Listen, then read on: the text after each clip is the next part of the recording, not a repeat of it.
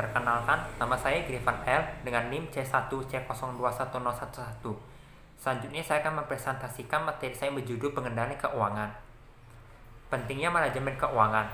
Manajemen keuangan adalah sebuah subjek yang sangat menarik saat kita mendekati abad ke-21. Radio dan televisi menyajikan cerita-cerita dramatis tentang pertumbuhan dan penurunan perusahaan-perusahaan, pengambil alihan usaha, dan berbagai jenis strukturisasi perusahaan. Untuk memahami perkembangan dan ikut serta di dalamnya secara efektif, diperlukan pengetahuan mengenai prinsip keuangan.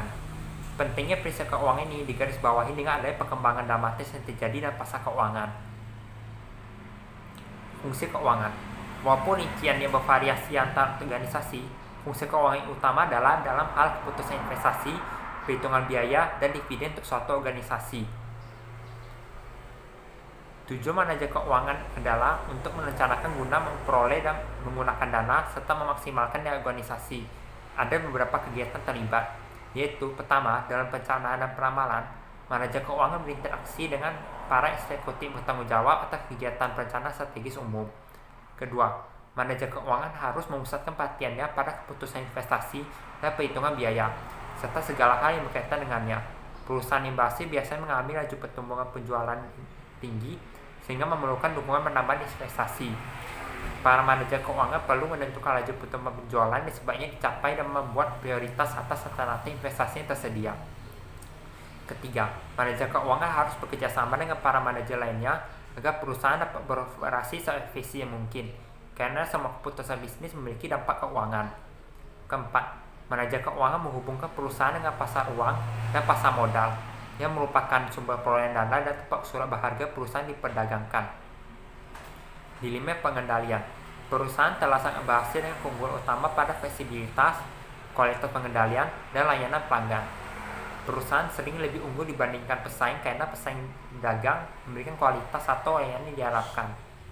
Namun, dalam jangka panjang, manfaat dari kualitas yang tinggi dan layanan yang lebih baik telah membuat banyak pelanggan menjadi setia, dan perusahaan tersebut berproduksi dengan cepat pada tingkat mendekati kapasitas praktis. Para pemilik terlalu bangga dengan kesuksesan mereka. Dalam menilai persaingan, mereka mencatat bahwa tidak ada perusahaan pada tingkat regional atau nasional yang secara signifikan berbagi pangsa pasar dengan perusahaan mereka. Mereka terlalu tenggelam dan kesibukan mengelola keberadaan dan pertumbuhan bisnis mereka. Definisi pengendalian keuangan. 1. Umpan balik mekanika versus respon perilaku.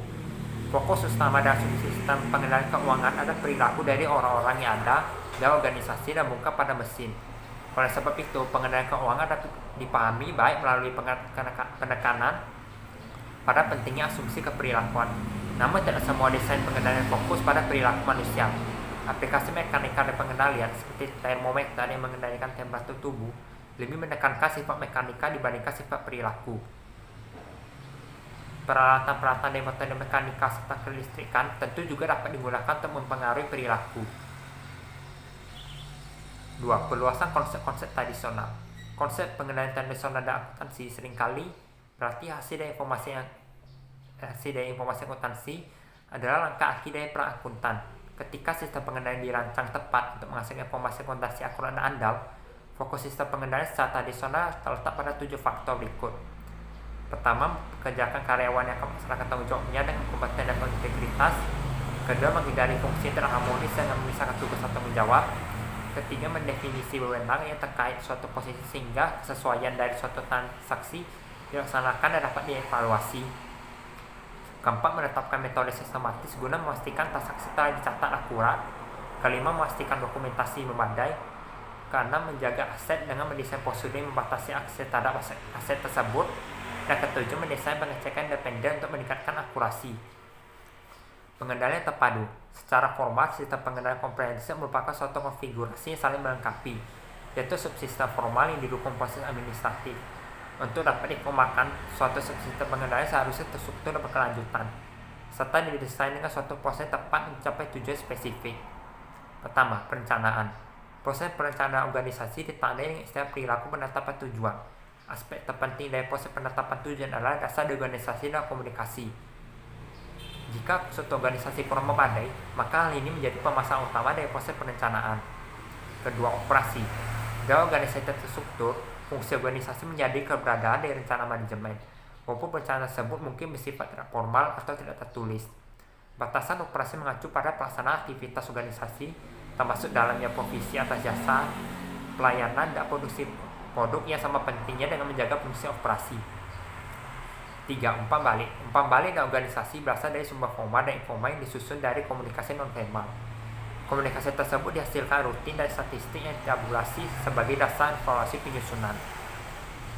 Keempat, interaksi pengendalian. Perencanaan, operasi, dan aktivitas umpan balik telah diidentifikasi sebagai 3 aspek dari proses administratif yang didukung rancangan pengendalian terpadu. Ketika setiap dimensi dibahas, akan tampak dimensi tersebut bukanlah tentang aktivitas terikat. Desain dari subsistem perencanaan, baik jangka pendek maupun panjang, penciptaan dukungan pengendalian operasi, dan keputusan menekankan ukuran umpan balik tertentu untuk mengidentifikasi keberhasilan kegagalan, dihubungkan masa-masa ada beberapa contoh di hubungan.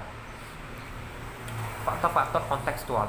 Konteks dapat menjadi penting untuk keberhasilan dalam mendesain dan mengimplementasikan sistem pengendalian keuangan.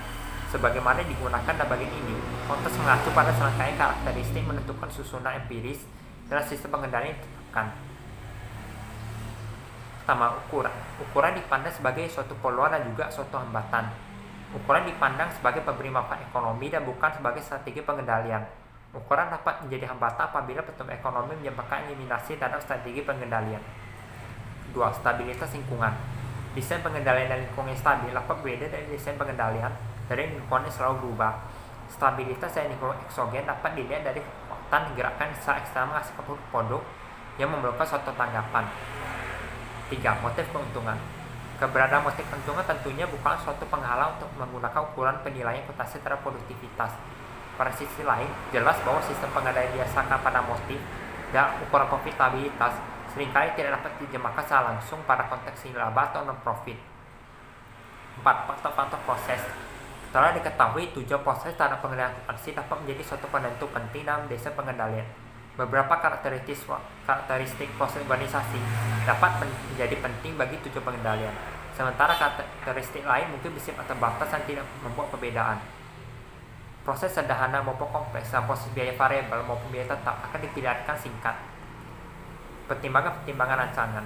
Untuk memperoleh kemungkinan keberhasilan, para desainer mencari cara menemukan hubungan sebab akibat yang dipercaya bersifat nyata dan lingkungan sehingga mereka yang memiliki kemampuan untuk mengantisipasi konsekuensi logis yang dapat diharapkan dari penambahan suatu pengendalian atau aturan pengendalian.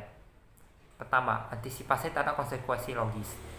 Antisipasi terhadap konsekuensi logis merupakan komponen desain pengendalian. Kondisi ini merupakan hal penting bagi seorang manajer keuangan yang terbiasa membuat pertimbangan berdasarkan apakah suatu hasil itu baik atau buruk. Suatu pengendalian akan berhubungan dengan hasil atau konsekuensi, baik tepat ataupun tidak.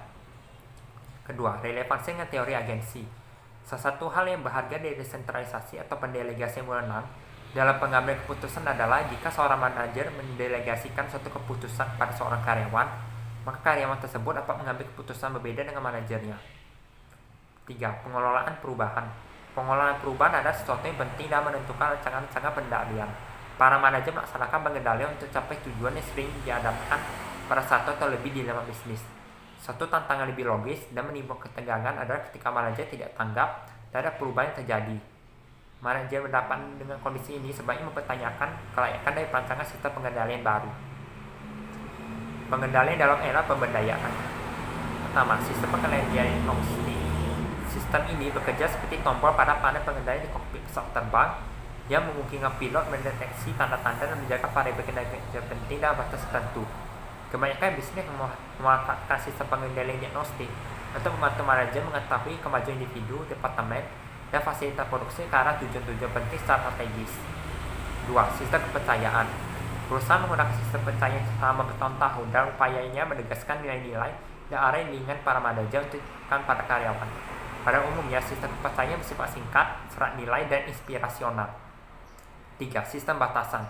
Sistem ini berdasarkan prinsip manajemen sederhana, tetapi mendasar yang dapat disebut kekuatan pemikiran negatif.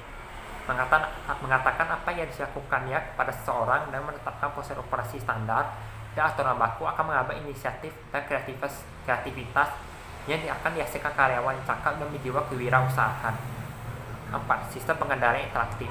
Merupakan sistem informasi formal yang digunakan manajer untuk melibatkan diri terus-menerus dan personal dalam keputusan bawahan. memfokuskan pelatihan organisasional, serta belajar mengenai masalah strategi utama. 5. Penyimbang pemberdayaan dan pengendalian.